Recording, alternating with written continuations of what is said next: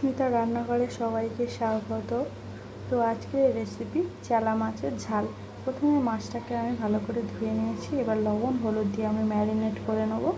আর এখানে রেখেছি একটা গোটা আলু কেটে সরু করে, আর রেখেছি বড় পেঁয়াজ, একটা বড় পেঁয়াজ কুচি কুচি করে রাখা, আদা রসুন কাঁচা লঙ্কা পেস্ট করা। এবার আমি মাছটা ভেজে নেব।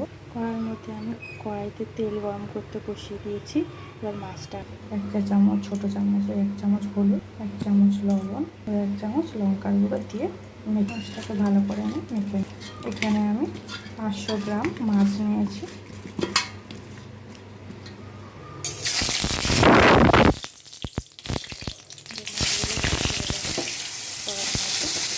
দিয়ে মাছগুলো ফ্রাই করে নেব।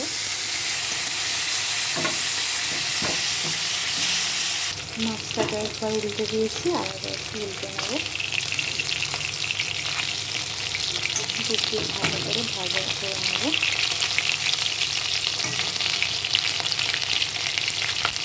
মাছগুলো লাল লাল করে ভেজে নিলাম। একটা পাত্রে তুলে নেব।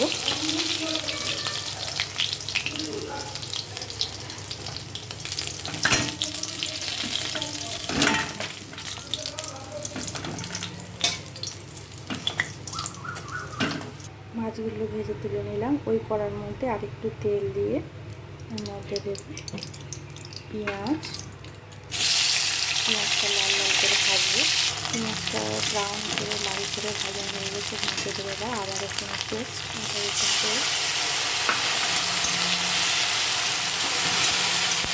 দিয়ে ভালোভাবে কষাতে থাকবো। দেবো 1 চা চামচ লঙ্কার গুঁড়ো, 1 চা চামচ হলুদ গুঁড়ো আর 1 চা চামচ লবণ।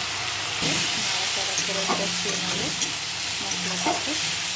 মধ্যে সামান্য একটু জল দেবো, দিয়ে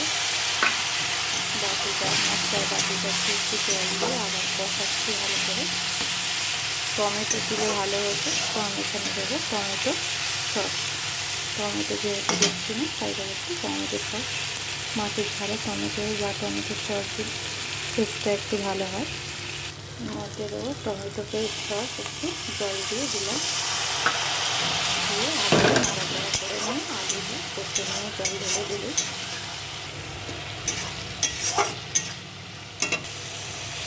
মশলাটাকে চালিয়ে দেবো। তেল ছেড়ে দিয়েছে। এবার এর মধ্যে আমি আলুটা দিয়ে দেবো। আলুগুলো দিয়ে দেবো। তারপরে ভালো করে করতে থাকবো আলুটার সাথে মশলাটা। আলুটা আমার কষানো হয়ে গেছে। এবার এর মধ্যে জল দেবো অল্প অল্প করে।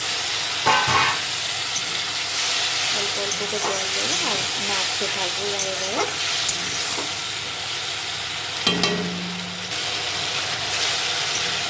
আলুটা আমার কষানো হয়ে গেছে। এর মধ্যে একটু জল দেবো, একটু জল দেবো, বেশি দেবো না, অল্প দেবো। আলুটা পেঁয়াজটা একটু 1 মিনিট সিদ্ধ হতে দেবো। ঢাকনা দিয়ে 1 মিনিট পরে ফিরে আসছি।